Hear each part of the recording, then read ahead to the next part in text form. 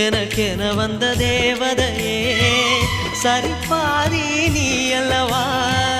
நடக்கையில் உந்தன் கூட வரும் நிழல் போலே நான் அல்லவா கண்ணன் கொண்ட ராதையர ராமன் கொண்ட சீதையர மடி சேர்ந்த பூரதமே மனதில் வீசும் மாருதமே நன்றி சொல்ல உனக்கு வார்த்தை இல்லை எனக்கு நான் தான் மயங்குறேன் என்னுடைய மனச தந்துவிட்ட பிறகும் ஏம்மா கலங்குற